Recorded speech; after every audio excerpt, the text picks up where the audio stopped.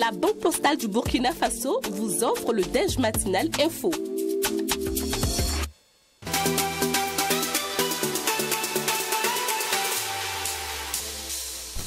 L'invité du jour est Moussa Sawadgo, journaliste consultant, expert en communication et en information. Avec lui, nous parlons aujourd'hui du retour de Donald Trump à la Maison-Blanche, autopsie de la démocratie américaine et enjeux géopolitiques. Bonjour et bienvenue. Merci de l'invitation. Déjà, première question, comment appréciez-vous la démocratie américaine ? Ok, merci. Je pense que la démocratie américaine est ce qu'elle est, particulière. C'est une démocratie où, si je prends l'exemple de la campagne qui vient de se dérouler, où il y a eu tous les débats, tout le monde s'est exprimé. C'est une démocratie, je pense qu'il y a deux niveaux, où il y a d'abord le peuple qui sort, qui vote. Et parallèlement, il y a le vote aussi de ce qu'on appelle les grands électeurs. Et souvent, le président, l'élection du président, en définitive, revient au choix des grands électeurs. Je pense que c'est une démocratie particulière qui répond à l'histoire et à la culture américaine. Ce qui est sûr, c'est que le président est élu à la suite d'un débat, souvent houleux, où toutes les questions sont mises sur la table, tous les arguments sont avancés, tous les propos sont tenus, et je pense que c'est aussi une démocratie qui se fait avec beaucoup d'argent, parce que quand on regarde les chiffres, les montants investis dans cette campagne-là, c'est à la fois une forte mobilisation financière, des débats houleux, avec un système à deux niveaux, grands électeurs, et le peuple. Justement, la particularité au niveau de ces élections, quand on regarde, c'est en gros le système électoral en lui-même. Qu'est-ce que vous pensez de ce système électoral américain? Mais le système électoral américain, je ne peux pas trop m'avancer au risque de dire des contre-vérités, parce que la particularité un peu est la critique. Parce que c'est quand même un système qui est beaucoup critiqué aussi dans certains milieux à cause de ce double niveau entre grands électeurs et choses. Et on a vu par le passé où des présidents ou des candidats ont obtenu le vote populaire, donc la majorité, mais qui ont perdu les élections parce qu'ils ont perdu les grands électeurs. Maintenant, comment le calcul se fait dans les détails? J'ai suivi beaucoup de débats là-dessus. C'est très technique, c'est très compliqué. Il y a beaucoup d'experts même qui n'arrivent pas à s'en sortir, et surtout, et vous allez voir que d'un État à l'autre, il y a des légères différences par rapport au système de comptage, etc.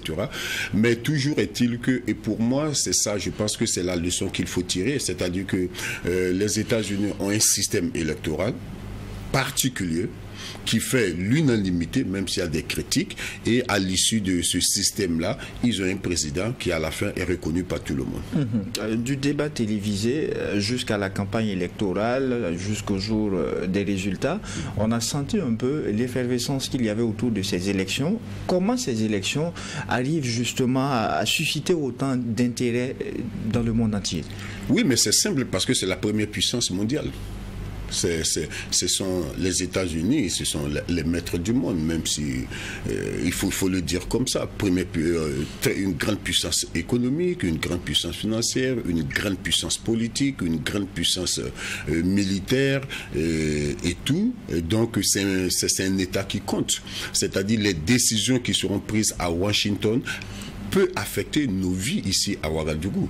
Donc tout ce qui se passe là-bas, puisque beaucoup de choses se décident là-bas, celui qui est élu à la tête de ce pays-là influence forcément le reste du monde. Donc le reste du monde se donne un droit de regarder, souvent avec joie, souvent avec inquiétude, ce qui s'y passe. Et le choix, et vous avez vu un peu, depuis que Donald Trump a annoncé sa victoire même qui a été reconnue connu par un peu tout le monde. Regardez un peu tous les présidents qu'il appelle. Vous allez voir que au niveau de l'Europe, tous les présidents un peu d'extrême droite et tout, ils jubilent, ils sont contents.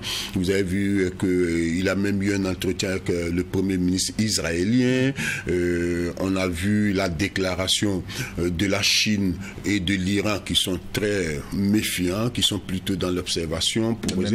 Voilà. Et donc du coup, voilà, c'est la première puissance mondiale et donc ce qui s'y passe nous intéresse, peut nous affecter aussi. Donc, voilà. Et justement, pour cette raison, c'est que vous avez certainement et nécessairement suivi ces élections.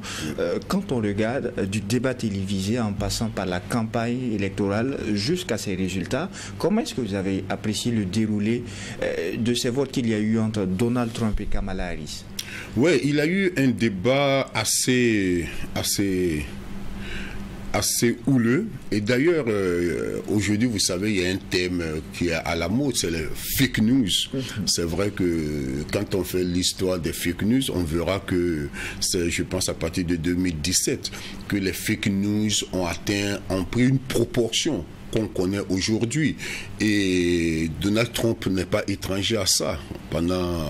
C'est une époque où chaque fois qu'on le critiquait, il disait it is a fake, même si les fake news avaient existé. Je pense que c'est lui qui est venu vraiment en faire un sujet de débat, d'abord au niveau de la presse, parce que c'est quelqu'un aussi qui ment beaucoup. Il faut avoir le courage de le dire. Il ment beaucoup, il raconte beaucoup d'histoires qui sont pas vraies.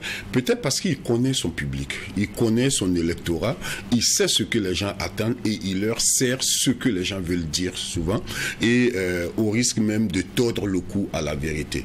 On a vu aussi que cela a montré toute la contradiction au sein de la société américaine. Regardez tout le débat autour de l'avortement, autour de l'homosexualité, voilà, des choses l'immigration, mais des choses des sujets sur lesquels Donald Trump a une position très claire par rapport à l'homosexualité, par rapport à choses. Et quand vous regardez, j'étais en train de regarder les chiffres qui sont encore provisoires, on constate que les femmes ont très peu voté Donald Trump. Parce que justement lié au débat sur le droit de la femme, l'avortement, alors que les hommes ont majoritairement voté Donald Trump. Et l'autre élément, et qui est très intéressant aussi, c'est de voir que plus de 55% de la population, c'est encore des chiffres provisoires parce que tout n'est pas encore, je pense que les décomptes continuent, mais au jour d'aujourd'hui, plus de 55% de la population blanche a voté Donald Trump. Donc, quand ils disent Make America Great Again, donc je pense que ça. Alors que 86% des Noirs ont voté son opposante. Donc vous voyez déjà il y a même une lecture basée sur la race qui peut se faire, et tout ça c'est aussi dû au fait que Donald Trump a accusé les immigrants de manger de chats, de chiens, de tout ce qui s'ensuit. Donc il a vraiment tenu un discours stigmatisant vers une certaine catégorie de personnes. Et l'autre élément, on voit aussi que les 45-64 ans ont majoritairement voté Donald Trump, alors que les 18-29 ans ont voté contre lui. Donc vous voyez, ça dit que aussi ça montre un peu que c'est un peu une certaine catégorie de population, peut-être à la veille de leur retraite, voyant l'Amérique en train de perdre un peu sa superpuissance financière face à la Chine et consorts, et qui s'inquiètent pour leur pension à la retraite, qui se disent, bon voilà, quelqu'un comme Donald Trump qui arrive, qui dit fait de l'Amérique encore la puissance redonnée, reçoivent une oreille attentive. Et le dernier chiffre, c'est qu'on a vu que la plupart des diplômés, de ce qu'on appellerait les intellectuels, il n'y a que 41% qui ont voté pour Donald Trump. Alors que ceux qu'on appelle, enfin ceux qui un peu milieu et moins éduqués, il y a plus de 54%. Donc, ça veut dire encore que c'est un peu cette population que moi j'appellerais l'Amérique réelle.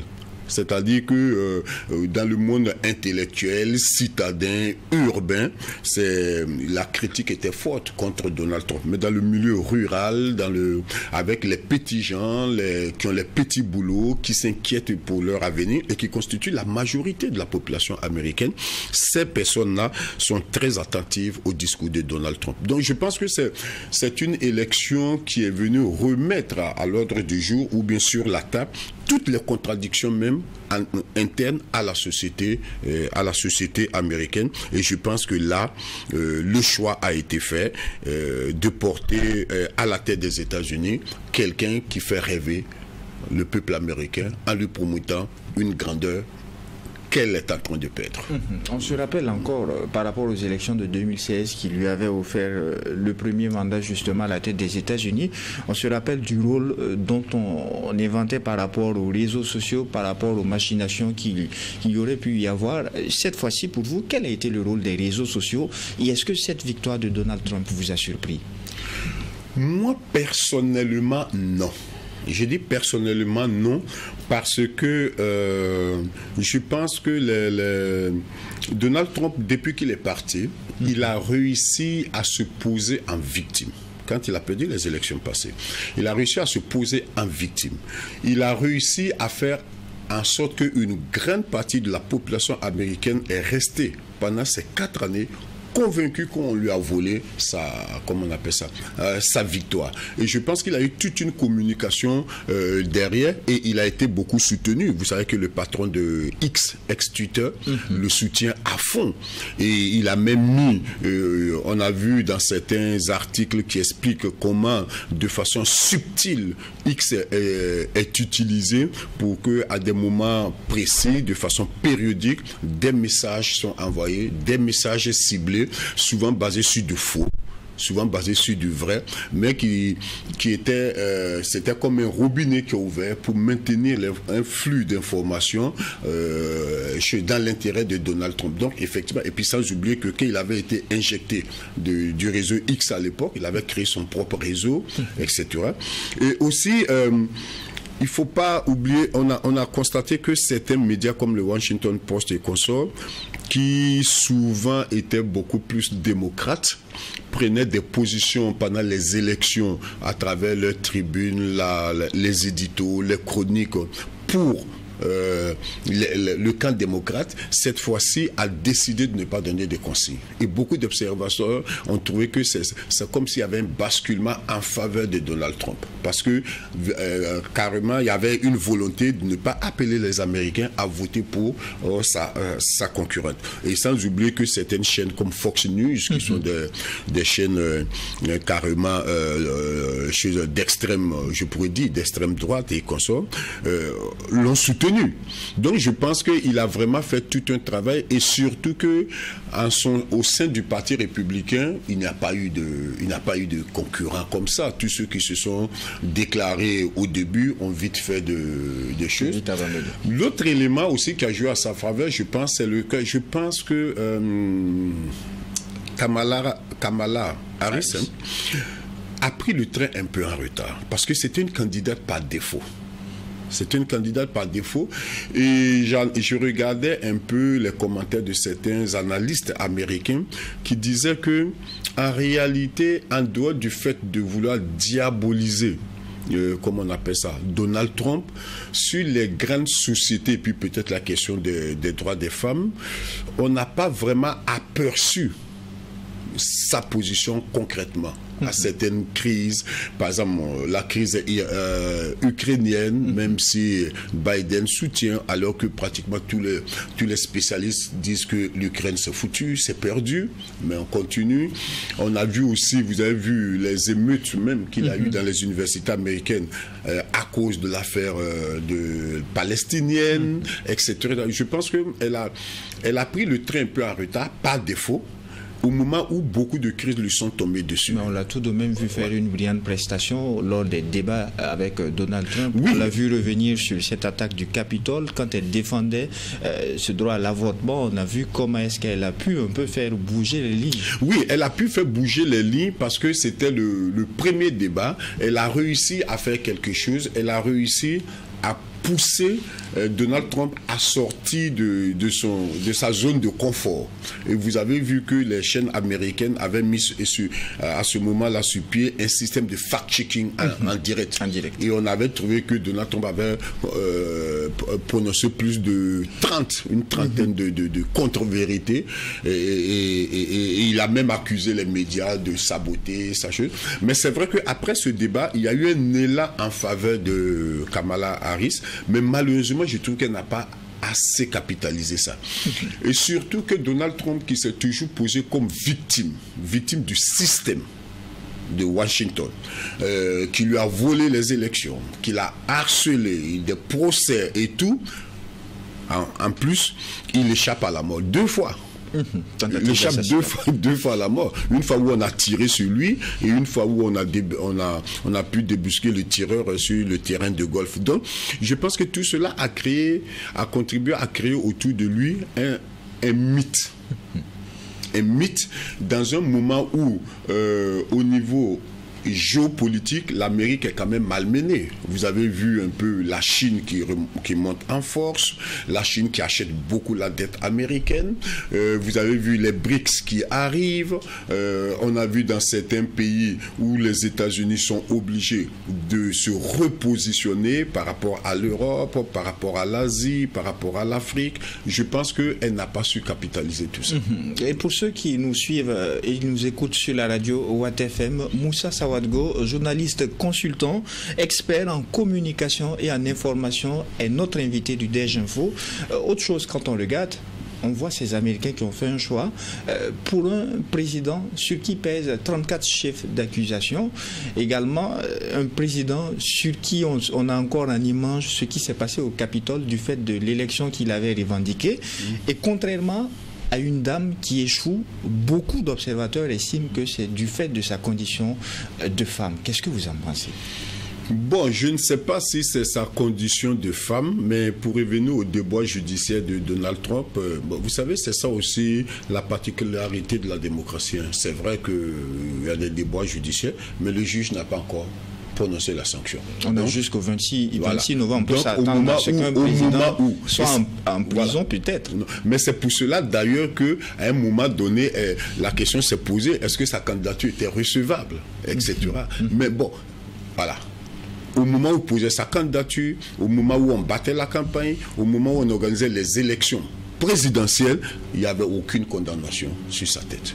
Donc c'est un citoyen libre, jouissant de tous ses droits qu'il a. Voilà. Maintenant qu'il est président, que va-t-il se passer? Est-ce qu'il est justement possible que le 26 novembre, on ait un président qui se retrouve en prison? Je ne sais pas. Je ne suis pas un juriste américain, je ne maîtrise pas les lois américaines, mais je regarde un peu autour de moi. On a le même cas en Israël, avec Benjamin Netanyahou. Il y a combien de cas sur lui? Et certains pensent que d'ailleurs, il fait tout pour se maintenir au pouvoir afin d'échapper à la justice. Je ne sais pas. Maintenant, il est le président des États. S'il est élu, il est investi, président des États-Unis. Je ne sais pas. Peut-être que... Mais certains pensent qu'il a pris les précautions. Parce qu'il y a 2 choses. D'abord, il avait nommé des juges à la Cour suprême qui lui sont favorables. Ça, c'est d'abord un. On trouvait qu'il a préparé sa sortie. Parce qu'à un moment, quand ça va arriver là-bas, c'est quand même, c'est bon petit, entre guillemets, comme on dit, qui se rend.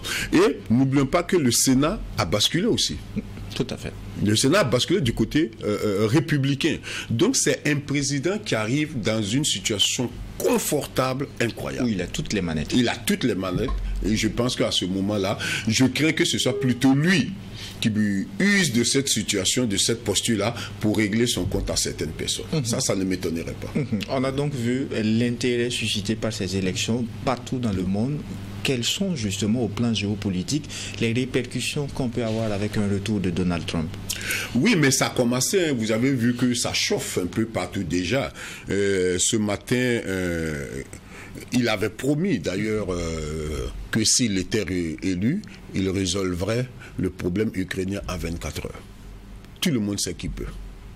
Maintenant, aura-t-il la volonté? C'est pas. Les spécialistes sont unanimes dessus. Quelles sont ses forces quand on sait ses forces, c'est juste parce qu'aujourd'hui, l'Ukraine n'a pas d'armes. c'est le soutien, c'est pratiquement financé par les États-Unis. L'Union européenne n'a pas la force pour faire face à la Russie. Aujourd'hui, si les États-Unis disent à Zelensky que bon, tu arrêtes parce qu'on ne te donne plus des armes, c'est fini. Il arrête à moins de 24 heures. Parce que cette guerre, en réalité, ce sont les États-Unis qui l'amènent. Mais, alors qu'aujourd'hui, tout le monde est unanime, en tout cas du point de vue des spécialistes, que l'Europe n'est plus la priorité de Donald Trump. Donald Trump et l'Amérique a un autre ennemi beaucoup plus costaud, c'est la Chine. Et voilà. Pourquoi? Parce que la Chine toise les États-Unis sur le plan financier, sur le plan militaire, ils sont en train de monter.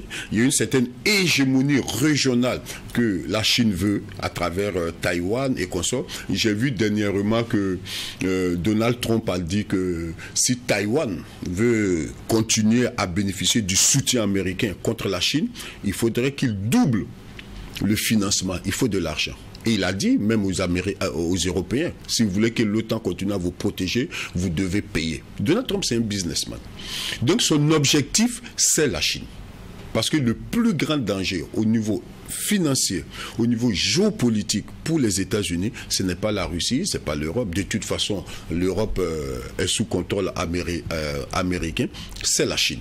Donc, continuer une guerre en Europe, je pense que Donald Trump ne veut pas trop se disperser. Il veut se concentrer. Surtout qu'aujourd'hui, on voit très mal comment l'Ukraine peut encore reconquérir. Du reste, certains observateurs racontent qu'il y a un plan Trump pour résoudre le problème ukrainien, qui serait que Zelensky accepte que là où les militaires russes sont, soient considérés comme perdus. Considérés comme perdus, et en contrepartie, on mène des négociations avec Poutine pour la sécurité et l'avenir. C'est ça. Parce que je vois très mal aujourd'hui Poutine, après tout ce qu'il a fait, me dit, moi je me retire, je vous redonne votre territoire. Donc, je pense qu'aujourd'hui, c'est pas très bon, ça sent pas très bon pour l'Ukraine. L'autre élément, je pense après la Chine, l'autre priorité de l'Amérique, c'est l'Iran. C'est l'Iran, parce que vous avez vu que hier déjà, le premier ministre israélien a appelé Donald Trump pour le féliciter et lui parler déjà de comment contrer l'Iran. La réalité aussi, c'est qu'au cours du premier mandat de Donald Trump, rien n'a changé par la façon de voir Israël, que ce soit avec les démocrates ou les républicains, le soutien a toujours été total. Oui, le soutien a été total, mais avec Donald Trump, c'était encore plus, parce que n'oubliez pas que c'est Donald Trump qui a demandé que l'ambassade américaine déménage de Tel Aviv à Jérusalem. Donc en zone occupée. Et Donald Trump avait donné sa bénédiction pour que le Golan, qui est occupé par Israël soit carrément conquis. Donc, par rapport à Israël, je pense qu'il n'y a pas, qu'on soit démocrate ou chose, je pense que le soutien est indéfectible. Mais on a vu sous le premier mandat de Donald Trump qu'il avait posé des actes que ses prédécesseurs n'avaient pas osé. Donc, et c'est d'ailleurs pour ça que Biden, quand Biden a tout fait pour que Netanyahou puisse arrêter les bombardements à Gaza et tout ça, il n'a jamais été écouté. Ça a été une humiliation. Il n'a jamais été écouté parce que Netanyahou espérait le retour de son ami, comment on appelle, Donald Trump. Et maintenant que Donald Trump est là, je pense que ça permettrait à Netanyahou de continuer sa politique.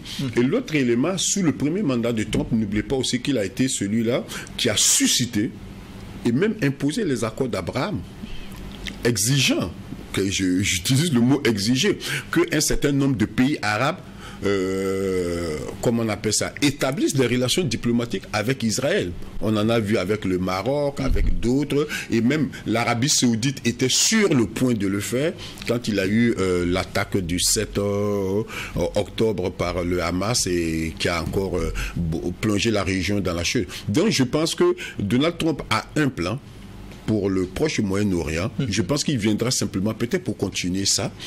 Il a un ennemi, c'est la Chine. Et l'Europe, c'est vraiment le moindre mal pour lui.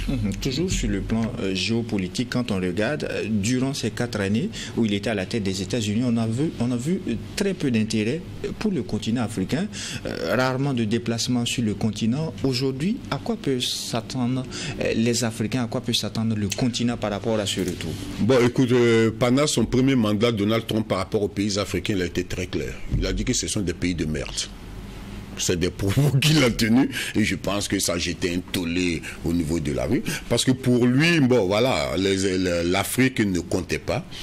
Mais je pense que après son départ, beaucoup de choses se sont passées en Afrique. L'Afrique a beaucoup évolué.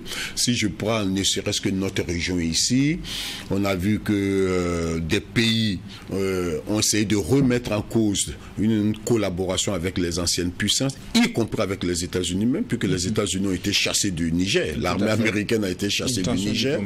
Donc, je pense que Donald Trump revient à un moment où l'Afrique qui existait au moment où il était président, ce n'est plus cette Afrique-là.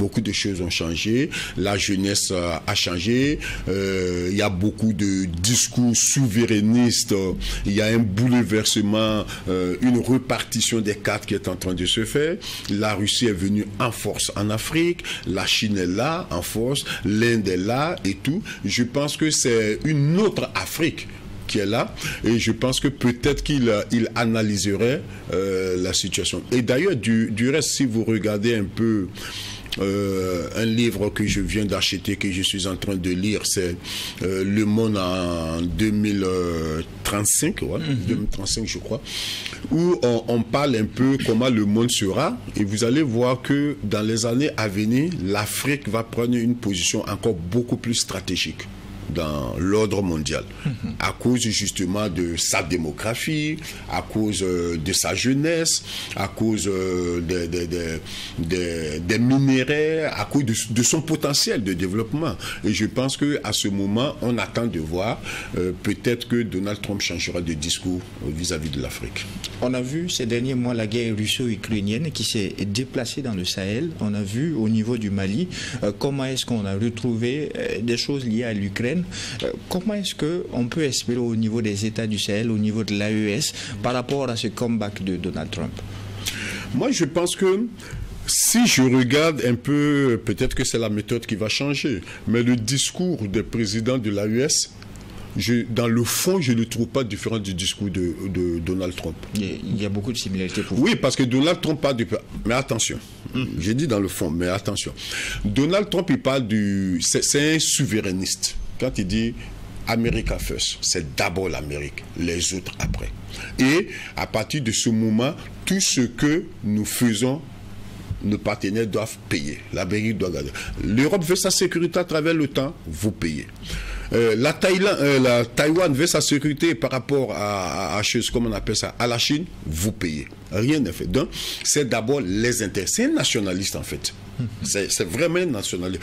Tout se fait dans l'intérêt de son pays. Je pense que si on prend rien que cette partie de son discours par rapport à ce qu'on entend dans les pays de l'AES, ils n'ont pas de souveraineté. C'est nous d'abord, on brise les relations traditionnelles qui ne nous arrangent pas. On crée de nouvelles alliances parce que c'est d'abord notre intérêt. Je pense que dans le fond, c'est pratiquement la même vision de la chose. Maintenant, l'AES, c'est pas l'Amérique. L'Amérique, c'est une superpuissance. Elle a les moyens d'obtenir ce qu'elle veut, y compris en utilisant le hard power, c'est-à-dire la force militaire. Elle a une force financière, ce que nous, au niveau de l'AES, nous n'avons pas. Donc peut-être que dans le fond, on a le même rêve de faire de l'AES des pays grands en disant nos pays d'abord, le Burkina d'abord, le Mali d'abord, le Niger d'abord. Donc dans cette vision, dans ce nouveau paradigme-là, je peux dire que c'est pratiquement la même chose, mais les moyens, parce que entre le rêve et la réalité, il y a quand même un fossé qu'il faut combler. Alors, toute dernière question. D'aucuns estiment à travers ce choix des Américains sur Donald Trump que c'est le rejet d'une certaine pratique politicienne aux États-Unis qui s'est affirmé, un rejet que l'on pourrait constater aussi au niveau des États du Sahel. Est-ce que vous êtes d'avis à ceux qui pensent qu'aujourd'hui on est beaucoup plus tourné vers un certain patriotisme affirmé par des leaders? Oui, il faut, parce que moi j'ai souvent l'habitude de dire que les États-Unis c'est un pays un peu paradoxal quand même, parce qu'aujourd'hui quand on parle des États-Unis, on a tendance à voir un peu Washington, New York, Manhattan, ça c'est la vitrine. Mais je vous avoue que si vous partez dans le fin fond du Texas, au pays des cow-boys, dans le milieu rural, vous voyez une autre Amérique. N'oubliez pas que quand Donald Trump, Obama était président, quand il a voulu lancer le Obamacare pour la sécurité sociale pour tous, des études avaient montré quand même que sur le territoire américain, on avait au moins 35 millions de personnes qui vivaient sans sécurité sociale. Donc 35 millions au moins. Et c'est ça d'ailleurs qui a motivé Obama à lancer le Obamacare. Donc l'Amérique aussi est un pays comme tous les autres pays du monde qui a son milieu urbain avec ses intellectuels et le milieu rural avec les petites gens et tout. Et ce sont ces petites gens-là qui souvent font la différence. Et quand on regarde le vote de Donald Trump, c'est essentiellement ces petits gens-là, qui souvent n'ont pas de sécurité sociale, ou souvent qui ont un emploi, mais qui ont peur que les immigrés viennent. D'ailleurs, Trump, il était contre le Obamacare. Parce que voilà, lui... Il a aussi construit son mur. Voilà, il a aussi construit son mur. Donc, et vous allez même voir que pendant la campagne là, Kamala Harris, à un moment donné, a dû changer son discours sur l'immigration parce qu'elle s'est rendue compte que c'était un sujet assez difficile. Donc je pense que ce qui fait souvent la différence, en tout cas aux États-Unis, c'est un peu cette population rurale qui vit souvent dans des situations loin de confort de Washington, de New York, etc. Alors Moussa Sawadgo, merci d'avoir accepté cette invitation du DEJ Info de True TV et Watt FM. Je rappelle que vous êtes journaliste consultant, expert en communication et en information. Encore merci à vous. Merci beaucoup. Merci. Grandement merci à vous, auditeurs et téléspectateurs. C'est tout pour ce 4e numéro du DEJ Info des médias leaders True TV et Watt FM. En attendant de vous retrouver demain pour le dernier numéro de la semaine, par la grâce de Dieu, eh bien, non seulement portez-vous bien, mais aussi et surtout que Dieu bénisse le Burkina Faso.